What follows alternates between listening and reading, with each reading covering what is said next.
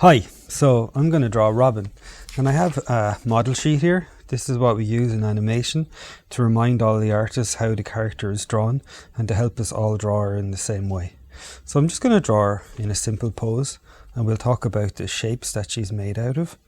So I have a line of action to start with. Now she's not doing anything, so it's just a straight line, but it gives me an idea of her height. Here's the bottom and the top of her, and I guess about midway through is going to be her belt, or a little bit higher than midway because she has very long legs.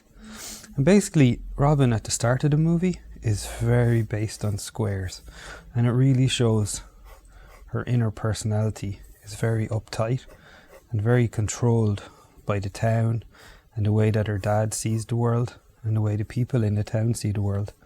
So she's all made out of squares. So when we think about her hood, it's just like a diamond shape, like a square on its side, and her head fits inside. Now don't worry, we're going to draw through and then we're going to do the final line. So to start, we're just drawing based on simple shapes, and using simple shapes helps all the animators draw the same way, and it also helps us say something about the character. Later on you're going to see Maria drawing Maeve, and Maeve is made out of mostly circles. So in contrast, Robyn is made mostly out of squares. And this is something you'll spot in most animation. If you look at even a movie like Pixar, like Up, that isn't made with hand-drawn animation. If you look at something like Up, you'll notice that the two main characters, one is a square and one is a circle. So this is a trick that a lot of animators use. But in hand-drawn animation we have the extra advantage because we can make our drawings have a certain feeling to them by just how we draw them, by the lines we use. So you can see as I'm building her up, she's made up out of simple shapes, and even her legs, let's see, we have a big triangle shapes here, which are the sides of her coat when she's hunting, and they flap up and down when she's running. And then she's got big kind of baggy trousers, but they also make a kind of rectangle shape. Her boots make a kind of rectangle shape. And yeah, have a look at your favourite cartoon characters, whether it's Bart Simpson or SpongeBob or Mickey Mouse, and have a think what are the simple shapes that they're made out of. SpongeBob's a pretty easy one. Mickey Mouse is pretty easy too. But just have a look at your favourite characters and see what kind of shape language the animators used to say something about the character. Sometimes it's really subtle and sometimes it's really obvious.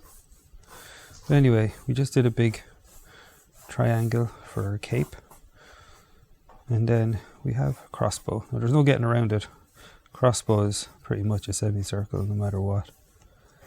There's the crossbow on her back. She's going hunting. Maybe we can give her a little quiver of arrows she's carrying on the side of her. How's it attached? Cartoon magic. And now we get into her face. So you can see she's made out of simple shapes. Look, a big triangle for her cape, a big diamond for her hood. Her head is a kind of a square that we can round off. That's the hair on her head. Then we can find a center parting using our center line. That's where her hair parts. And now we can have a place around here with 2/3 up her face where we can put the top of her eyes. And her eyes are also basically squares. Modified squares. We round it off. We don't make them completely square, but they're based on a square. And then we have her nose, which is just a little tick like that. And she has a little overbite. A lot of fun designing this character. Based her a little bit on my wife when she was a little girl. That's another fun thing you can do if you're designing your own characters. You can look at people you know, people you like, or people you don't like if it's a villain, and base the characters on those, and that gives you a little bit extra personality for free because you base it on a real person. You don't have to imagine what their personality is. You can imagine your character as the person you know. Okay, so that's our construction, and that gives us the basic building blocks of our final drawing. But we're not finished yet. That's what we do to build up the character, and we use all our lines as loosely as possible so that we don't interfere too much with the final drawing. Now we can go and make the final drawing. And what's nice about hand-drawn animation is how we draw the lines can give us a little bit more information about our character, tell us a little bit more about who they are. So let's see, we're going to use a pen, not too thick, yeah, nice thin pen, and now we can start to make the final decisions. Maybe we draw an eye like this, then we make another line to make her have a nice eyelash. So you can go as carefully as you like. I have to go a little bit faster than I like because we only have so much time, but you can take your time at this stage. And what's nice about using a construction layer on a piece of paper underneath, or if you use a very light line to do it with pencil and then do it with a darker line or a marker on top, that means if you make a mistake you can just go back and you can always check using the construction layer if you've gone right or not. Okay, so now we've got our eyes and we used a little bit of a thicker line to show she has a bit of an eyelash. Now we can carefully follow the shape of her nose, and sometimes it's nice to put a little bit of a thicker line under the nose. We can give her a little shy smile and an overbite. And now we're starting to see Robyn, aren't we? Okay, so when we trace the sides of her face, come down in a point like that, she kind of has a long face that looks a little bit like a shield, and her ears are right beside, so you can always remember where the ears are. If you imagine, what if this character had to wear glasses? Their glasses will fall off unless the ears are exactly beside the eyes. So that's a little trick I learned when I was younger about knowing where to place the eyes as I was drawing. You can do a few extra lines of hairs that are a little bit stray. Now we can bring the rest of her hair in place and another part of her hair.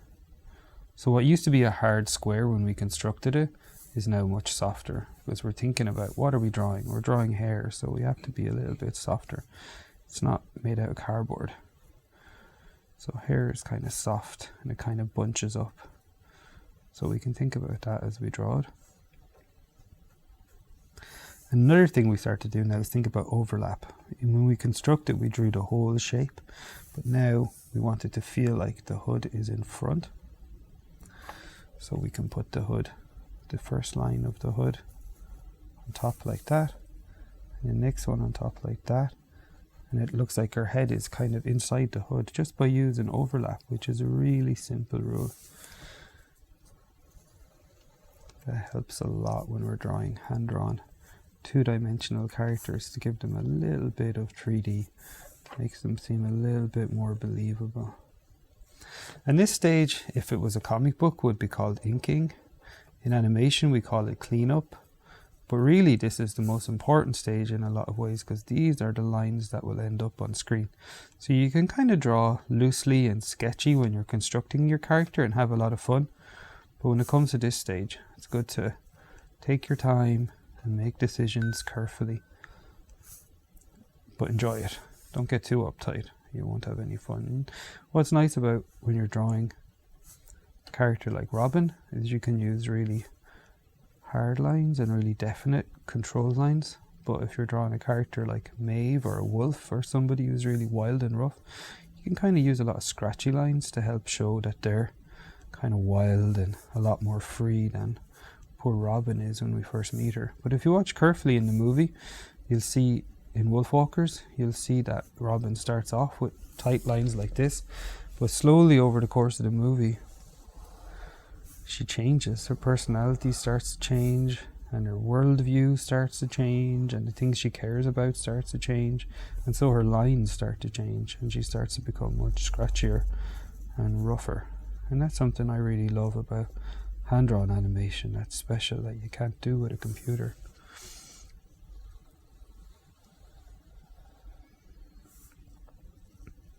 So now I'm just carefully working my way through all the shapes that we drew earlier, making some final decisions. Every now and then, if you want, you can just check back underneath to make sure you haven't gone wrong. But basically, if you use a thin piece of paper like this, you can see pretty well what you're doing as you go along. little triangles for feet, little squares for the buckles on her boots. Okay, so I'm trying to be careful, but I'm also trying to go fast, so you'll probably do a nicer drawing because you'll be going much slower and more carefully than me. But basically, that's our character Robyn. And there's one final thing I like to do after I've done all the outlines with a nice thin line, is go back and make some decisions at the end. And we usually use a thicker pen for that, or a thicker pencil, and that way we can decide to put some weight in certain places. So we always try to make them look a little bit like they were carved out of wood, like a wood block print. And if you look at those old printings, they had a lot of different line thicknesses, and that allows us to do something a little bit wonky, but it makes the drawing have a little bit more character. So one thing you can do is add a little bit of extra line thickness on the underside, and it gives a sense that the light is above, and it's just a very slight feeling of weight as well, as if the weight is coming down from above. So this is called line quality, and this is a pretty wonky line quality here because I'm going fast, but you get the idea. And the more you look closely at your favorite comics or cartoons, you'll start to see that there's lots of little tricks in this stage that can be used to help give your character weight or certain emotions or certain feeling. And it's always fun to spot. Whenever you've been practicing drawing, you start to see more and more of the tricks that you're using in the characters that you're enjoying, whether it's a cartoon or a comic or video game or anything like that. Okay, so very quickly and very roughly, there's Robyn. And if you have time, you can start to bring colours in and start to colour her in and make her come even more alive by adding colours. But that's basically how we draw a cartoon character. And with those basic tips, you should be able to draw your own characters, or the characters from Wolfwalkers, or indeed characters from any cartoon that you like. Hope that was fun.